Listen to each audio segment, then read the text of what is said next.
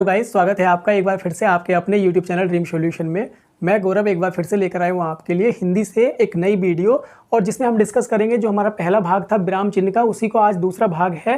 पहले भाग में हमने विराम चिन्ह के अपूर्ण, पूर्ण, अर्ध, अल्प, उप, प्रश्नवाचक, विस्मयादिबोधक, उद्धरण, यानी ये 7-8 चिन्ह हमने पढ़ लिए थे। ठीक है, तो आज हम डिस्कस करेंगे सबसे पहले निर्देशक।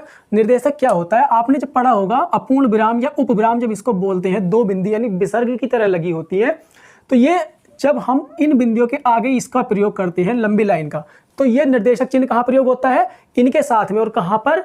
जब व्याख्यात्मक पदों को हम लिखते हैं उनसे पहले हम ये लगाते हैं। यानी आपने देखा भी होगा जब हम किसी प्रसंग की या पद की व्याख्या करते हैं तो हम इस प्रकार से लिखने के बाद में स्टार्ट यहां से करते हैं। ठीक है, तो एक तो हो गया व्याख्यात्मक पदों से पहले। ठीक है, दूसरा आता है इसका प्रयोग।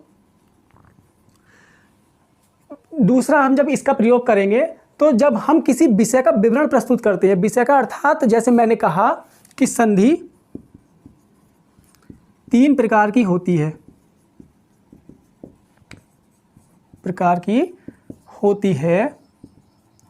तो इसके आगे हमने एक लंबी लाइन खींची और इसी के आगे हमने लिख दिया स्वर संधि, और दूसरा आता है व्यंजन और विसर्ग। इस प्रकार से, यानी इसका जब ये हमने एक विषय लिया, जब इसका विवरण अगर हमको बताना है तो हमको एक ने लंबी लाइन खींचकर, जिसे बोलते हैं निर्देशक चिन्ह, उसके आगे हमने उसका विवरण दे दिया। तो इस प्रकार से हम निर्देशक चिन्ह का प्रयोग करते हैं। ठीक है, नेक्स्ट आपका दिखाया जा रहा है यहाँ पर योजक चिन्ह।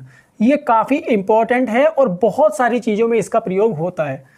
अगर हम बात करें योजक चिन्ह की, तो योजक चिन्ह का जो साइन होता है ना, वो निर्देशक तो होती है लंबी लाइन, दोनों में अंतर देख लीजिएगा, और जो योजक होता है वो होता है इस प्रकार से। ठीक है, तो ये आपका योजक हो गया, ये आपका निर्देशक हो गया। अगर हम आज़ादी से पहले की बात करें तो योजक चिन्ह का प्रयोग बहुत ज़्यादा होता था। योजक चिन्ह का प्रयोग जैसे कि अगर हम कहें कि इतने इतने शब्दों में योजक चिन्ह का प्रयोग होता था उस समय, जो कि धीरे धीरे अब काफ़ी जो है बंद हो गया, लेकिन कुछ जगह पर है अभी भी। जैसे पत्र पत्रिकाएं आती हैं उसमें अभी भी योजक चिन्ह का काफ़ी प्रयोग होता है। तो काफ़ी ऐसे शब्द थे, जैसे मैं आपको बता दूं, जो जिनमें योजक चिन्ह का प्रयोग होता है और अब नहीं होता। जैसे आपने देखा होगा, एक तो कार्यक्रम भी था, इसे इस प्रकार लिखा जाता है अभी भी कहीं कहीं पत्रिकाओं में। ठीक है, कार्यक्रम हो गया, और बहुत सारे वर्ड हैं, देख लेते हैं। परीक्षा फल को भी इसी प्रकार लिखा जाता था पहले, इस प्रकार से। तो योजक चिन्ह पहले काफी यूज में था, लेकिन धीरे धीरे धीरे धीरे इसको अब खत्म करते चले जा रहे हैं हिंदी से। लेकिन फिर भी इसका प्रयोग हम कहाँ पर करते हैं? मोस्टली जैसे कि विलोम चिन्ह हो गए, यानी विलोम शब्द हो गए, समानार्थी शब्द हो गए। जैसे आप लिखते हैं माँ या माता पिता, जैसे ये समास हो गया। ठीक है, माता पिता, और दिन रात, इस प्रकार से जो ये चिन्ह आता है बीच में ना, इसी को हम योजक चिन्ह बोलते हैं, इसी को हम योजक चिन्ह बोलते हैं। और योजक चिन्ह के प्रयोग में काफ़ी सावधानी भी बरती जाती है। जैसे कुछ शब्दों में योजक चिन्ह का विशेष महत्व भी है। जैसे मैं आपसे बोलूं भूतत्व, अगर मैंने यहाँ पर इस प्रकार से योजक चिन्ह लगा दिया, तब तो ये हो गया कि भूमि से संबंधित तत्व।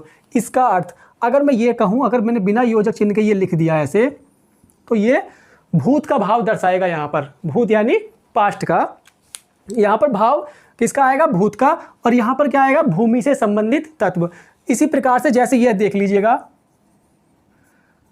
कुशासन, अगर मैंने इसमें लगा दिया योजक चिन्ह, तब तो ये हो जाएगा बुरा शासन, जैसे बोल सकते हैं। अगर मैं यहाँ पर योजक चिन्ह हटा देता हूँ और इसको सीधा सीधा मिला देता हूँ, तो ये हो जाएगा कुश का, या कुश से बना आसन। ठीक है, कुश से बना आसन, इसका जो अगर शाब्दिक अर्थ की बात करें तो कुश से बना आसन।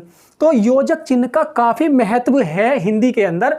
कहीं कहीं तो अगर हम नहीं लगाएंगे तो बिल्कुल अर्थ आपका उल्टा हो जाता है, जैसे कि आप देख पा रहे हैं। ठीक है, और योजक चिन्ह के जो मोस्टली प्रयोग है, मैंने आपको बताया, विलोम शब्द हो गए, या फिर अगर कहीं कहीं इस प्रकार से भी प्रयोग होता है कि आपकी कोई बात, जैसे आप कोई पद लिख रहे हैं या कोई व्याख्या कर रहे हैं, और आपने देखा होगा पंक्ति में हमारी लास्ट में एक शब्द अधूरा रह गया।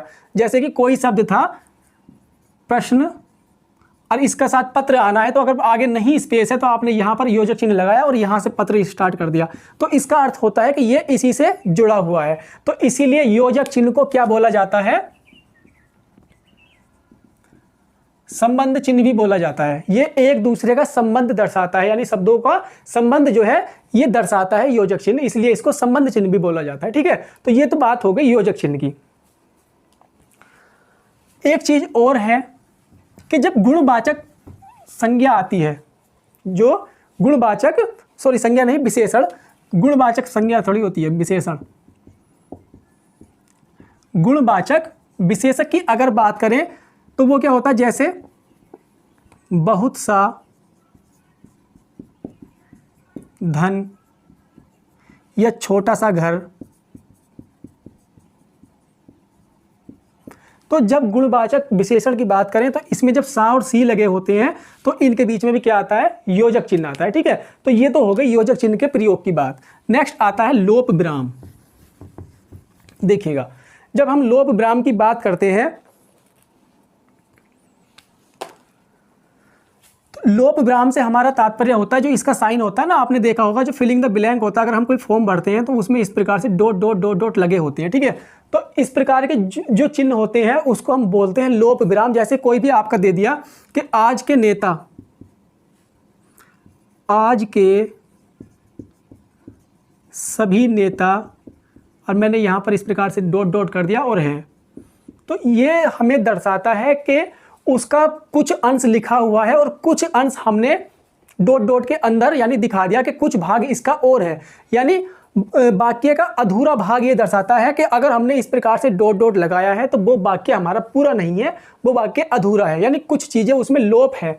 ठीक है, लोप से आप समझ रहे हैं ना, कुछ शब्द उसमें अंदर अंदर है। अगर हम बोलने वाली भाषा में बात करें तो कुछ शब्द छिपे हुए हैं जो हमको इससे समझ आएंगे कि यानी कुछ शब्द इसके अंदर छिपे हुए हैं। वो हमारी सोच हो सकती है। अगर इस सेंटेंस की बात करें तो आज के सभी नेता किस प्रकार के हैं वो हम इस डॉट डॉट से समझ सकते हैं। ठीक है, तो ये हो जाती है लोप। आपका जो लोप विराम है वो इतना ज़्यादा नहीं आता, बस कभी कभी इसका ये साइन दे देगा आपका कि ये किसका साइन होता है, बस ये पूछ लेता है इसका चिन्ह की बात। नेक्स्ट आता है आपका त्रुटि। इसका जो साइन होता है ये होता है, आपने देखा होगा कि जब हम लिखते थे, जब हिंदी भाषा में अगर हम छोटी क्लासों में जब लिखते थे तो टीचर हमें को ऐसे कर देता था कहीं कहीं कॉपी में, जैसे हम यहाँ पर लिख रहे हैं कि सभी बच्चे ध्यान दे, और यहाँ पर हमारी कोई मिस्टेक हो गई तो हम ये समझते थे कि हमने ये चिन्ह यहाँ पर लगाया और यहाँ पर कोई शब्द लिख दिया जो यहाँ पर नहीं आ सकता, यानी इस स्पेस में वो शब्द नहीं आ सकता, या हम इससे हमें ये पता लगता है कि यहाँ पर हमारी एक त्रुटि हो गई। तो इसका जो साइन होता है वो होता है जो मैथ में हम लोग पढ़ते हैं पाई पे बस ये वाला एक होता है चिन्ह, लेकिन इसमें केवल और केवल इस प्रकार से होता है। ठीक है, तो ये होता है आपका त्रुटि विराम। ठीक है, अब बात आती है लाघव विराम की।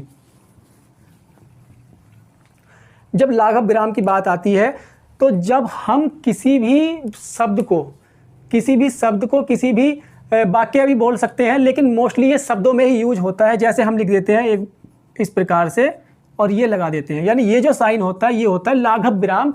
जब हम किसी भी शब्द को छोटा करके लिख देते हैं और उसके आगे ये लगा दें तो उसका क्या अर्थ होता है कि ये शब्द क्या है, पूरा लिखा हुआ है। ठीक है, यानी इसका ये जो विराम है, यानी जो गोल हमारा एक आकृति होती है, इसी को लाघव विराम बोलते हैं। और इससे ये जो लाघव विराम है ये दर्शाता है कि ये शब्द पूरा है, यानी इसमें जो बाकी का शब्द है वो इसके थ्रू दिखाया गया है, यानी इसके द्वारा दिखाया गया है, तो इसको हम बोलते हैं लाघव विराम। ठीक है, और बाकी कुछ अगर बचता है तो वो देख लेते हैं। जैसे कि एक होता है तुल्यता सूचक। ये होता है जब दो, जैसे आप मैथ में पढ़ते हैं ना इक्वल का साइन बराबर, तो ये तुल्यता यानी तुलना करते हुए दिखाया जाता है। जैसे कि अगर हम बात करें हिंदी के अंदर बहुत सारे इस प्रकार के, जैसे मैं कहूँ दिन रात्रि, तो दोनों की तुलना होती है, तो यहाँ पर भी ये शब्द आ जाता है, मतलब ये चिन्ह आ जाता है, लेकिन इनका जो है प्रयोग काफ़ी कम होता है। योजक चिन्ह ही इसमें काम कर जाता है, इसलिए ये सब चिन्ह जो है वो लोप होते चले जा रहे हैं, यानी खत्म होते चले जा रहे हैं। ठीक है, तो अगर हम बात करें और बाकी बचे कुछ इस टॉपिक में से कुछ चीज़ें, कोष्टक आप लोग जानते हैं, ये भी होता है, ये भी होता है, या फिर इसमें समय खराब करने से कोई फ़ायदा नहीं है, ये भी कभी कभी यूज हो जाता है परसेंटेज का साइन, तो ये तो आप सभी लोग जानते भी होंगे, है ना। और कुछ और तो मुझे लगता नहीं, मोस्टली आपका सभी विराम चिन्ह जो थे वो कवर हो चुके हैं लगभग लगभग, ठीक है। हाँ, और ज़्यादा कुछ इसमें बताने के लिए है भी नहीं। तो अगर इसके बाद भी आपको कुछ भी ऐसा लगता है कि हाँ ये चीज़ें होनी चाहिए थी, या कुछ भी आप सजेस्ट करना चाहते हैं, तो आप मेरे को मैसेज भी कर सकते हैं, ठीक है। और कुछ भी अगर डाउट होता है तो आप बता सकते हैं, पूछ सकते हैं, मैंने आपसे बार बार ये बोलता हूँ, ठीक है। तो मिलते हैं फ्रेंड्स नेक्स्ट टॉपिक के साथ नेक्स्ट वीडियो में, तब तक के लिए बाय बाय।